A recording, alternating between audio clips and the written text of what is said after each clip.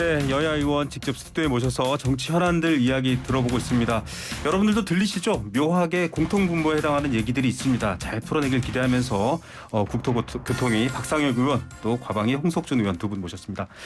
자, 이번에는 화물연대 파업 얘기를 좀 해야 되는데 지금 현안입니다. 국가 경제에도 상당히 부담이 되는 것도 사실이고 또 화물연대 입장, 정부의 입장이 팽팽하게 갈렸습니다.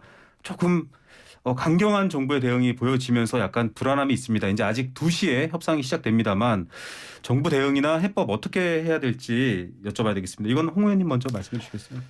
예, 지금 가뜩이나 지금 국내외 경제 상황이 굉장히 좀 좋지 않은 상황입니다. 네. 그런데 지금 화물연대 파업으로 국내 어떤 수출 입출입의 문제, 특히 건설 현장에서는 굉장히 지금 큰 문제가 지금 생기고 있습니다. 잘 아신 것처럼 화물연대는 노조가 아닙니다. 개별 사업자 연합체직 그런 어떤 성격입니다. 이런 어떤 화물연대에 대해서 사실은 대원칙이 지금 개별 어떤 화주와 화물 사업자 간의 어떤 사적 계약에 의해서 운임이라든지 이런 것들이 결정되는데 지금의 어떤 문제는 안전 운임제의 어떤 연구화 문제 그리고 품목의 확대에서 지금 비롯되었습니다. 네네. 사실 이 안전 운임제라는 건 전 세계에 유례가 없는 제도입니다. 호주라든지 캐나다 일부 주에서는 있지만 국가적으로는 없습니다. 호주 같은 경우는 2012년도에 한번 했다가 그 이후에 또 없어진 네. 적도 있습니다. 이것을 문재인 대통령 때 대선 공약을 해서 2018년도 법이 이제 개정이 되고 2020년 3월 달부터 시행이 되고 있습니다. 이 안전운임제는 글자 그대로 안전보다는 기업과 어떤 노동자 간의 최저임금제와 같은 그런 형태로 지금 네. 되고 있는데요. 지금 정부에서 이번에 발동한 이 업무 개시 명령은 최후의 어떤 수단이다. 어쩔 수 없는 고육지책의 최후의 수단을 지금 발동을 한 것이고 그 업무 개시 명령은 2004년도 노무현 대통령 때 만들어졌는데 왜 지금 정부에서 발동을 그러냐면은 지금 시멘트가 지금 이제 건설 현장에 공급이 안 된다 보니까 건설이 지금 진척이 되지 않고 따라서 관련된 어떤 노동자, 일용직 노동자의 어떤 생계와도 직접적 관계되는 것뿐만 아니라 그 건설 현장이 멈춰짐으로써 지금 이미 기존에 되고 있던 어떤 그 시멘 콘크리트 타설의 어떤 문제라든지 이런 문제 가지고 건축물의 안전하고도 지금 굉장히 좀 민감하게 지금 걸려 있는 상황입니다. 그렇기 때문에 정부에서는 어쩔 수 없이 지금 현재 시멘트에 대해서 먼저 최우선적으로 업무 개시 명령을 내렸는데 정부로서도 정말 어쩔 수 없는 건설 현장을 살리기 위한 그런 어떤 최후의 조치, 최후의 수단을 발동했다. 이렇게 좀 생각이 들고 저는 화물연대에서 좀 더 전향적으로 이런 측면을 좀 고려했으면 좋겠습니다. 어떻게 보세요? 예, 지난 6월에 1차 화물연대 파업 이후에 정말 정부가 여당은 우리 노동자들의 생존권을 위해서 무엇을 했는지 저는 되묻지 않을 수가 없습니다. 제가 국토교통위원회에 있으면서 이런 부분과 관련돼서 각종 이 화물연대의 노동자들뿐만 아니라 화주들 이렇게 해서 계속 간담회를 해왔습니다. 물론 그 안에서는 이견도 있지만 그런 것들을 책임지고 조정하는 것이 정부 여당의 역할 아니겠습니까? 그런데 그런 부분들은 방기한 채 지금 생존권 위기에 몰린 노동자들이 이 파업을 하니까 이렇게 매우 강경하게 그 법 제도가 2004년도에 만들어졌다고는 하지만 한 번도 발동된 적이 없었던 이런 명령을 발동하는 이 윤석열 정부 그리고 그 시점 자체도 노동자들과 정부가 1차 협상을 하려고 하는 바로 그 직전에 대통령께서 그런 언급을 하시게 되면 이 담당하고 있는 공무원들은 어떻게 협상을 할 문신의 폭조차 없는 것입니다.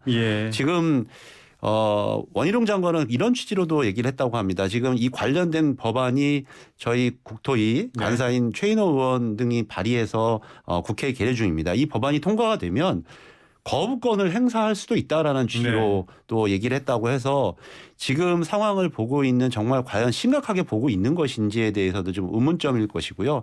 지금이라도 아까 홍석준 의원님 말씀하신 것처럼 건설 현장뿐만 아니라 각 물류 현장이 사실 어려운 점들도 있을 것입니다. 그럴수록 빨리 더 대화하고 어떻게 해서 중재를 할 것인지 그게 정부 여당의 역할이고요. 예를 들면 예전에 문재인 대통령은 본인이 민정수석일 때 청와대에서 나가서 이분들과 대화를 한 적도 있습니다. 대통령실에 그 강승규 수석인가요? 이분은 김은혜 수석하고 뭐 웃기고 있네 이런 거 할 때가 아니라 지금 대통령실에 그 시민사회를 담당하는 수석이 나가서 이분들과 대화를 해야죠. 네. 거기에 비서관들이 3개나 공석이라는 대체 기사가 어제 보도가 있었는데 과연 지금 책임을 지고 있는 정부 여당은 뭘 하고 있는지 다시 한번 묻지 않을 수 없습니다. 저도 박상혁 의원 말씀에 100% 동의하는데 사실은 이렇게 정부가 업무 개시 명령을 해도 당연히 대화를 해야 됩니다. 대통령실과 관계되는 어떤 부처에서 대화를 해야 되고 하는데 저는 그에 앞서서 저는 민주당과 문재인 정부 시절에 안전운임제를 만들 때 네네. 제가 아까 말씀드린 것처럼 이게 유례가 없는 제도예요. 네. 유례가 없는 제도입니다. 이런 제도를 사실은 만드는 것이 굉장히 지금 저희들 정부와 기업 경제계에 지금 엄청난 지금 부담을 지금 주고 네. 있다는 것을 먼저 말씀을 좀 드리고 그리고 대화를 하되 그러나 이게 정부가 사실은 지금 당사자가 된 것도 사실은 조금은 우습습니다. 왜냐하면은 유가 보조라든 이런 거는 정부가 하지만 개별 어떤 화주하고 있던 관계에 대해서 네. 정부가 대신해서 이렇게 협상을 어디까지 해야 되는지 그러니까 어떤 사적 계약에 어디까지 지금 국가가 간섭해야 되는지 기본적인 지금 어떤 그런 한계 속에서 지금 정부가 나설 수밖에 없는 지금 구조적인 문제가 있다. 그리고 이런 어떤 안전운임제가 시작을 문재인 정부 때 한 것이 저는 굉장히 지금 문제의 어떤 씨앗을 잉태가 되었다고 생각합니다. 근데 안전운임제를 토론하는 자리는 아니지만 네. 안전운임제 효과에 대해서 용역 보고가 있었습니다. 네네. 그랬더니 노동시간을 줄인다든지 그리고 노동자들의 일정 정도의 생계비를 보전하면서 며칠 전에 경향신문에도 나왔습니다만 16시간을 운행을 하는데 실질적으로 이 유가라든지 유가의 상승분이라든지 이런 걸로 인해서 손에 돌아오는 돈은 네. 한 300만 원밖에 안 된다. 이러는 현상 보고도 있었습니다. 네. 그런 부분들 감안을 한다면 더 빨리 법 제도를 통해서 이분들의 알겠습니다. 삶을 보장해야죠. 예. 뭐 화주와 화물차 운전 기사 사업자의 문제이기도 하지만 또 정부가 업무 개시 명령을 발동한 만큼 뭐 민간만의 문제는 아닌 것 같고요. 또 국민 경제도 영향을 미치고 있습니다. 좀 저는 품목을 조금만 확대하고 일몰제를 연장하든 뭐 이렇게 좀 절충안이 있을 것 같은데 어쨌든 지금 빨리 좀 해결됐으면 좋겠습니다. 다른 주제도 있고 시간은 부족해서 넘어가 보겠습니다. 자, 이번에 이건 좀 민감한 문제일 수도 있는데 민주당 당대표를 향한 측근들의 구속이 있고 당대표를 향한 수사가 계속 이어지고 있습니다.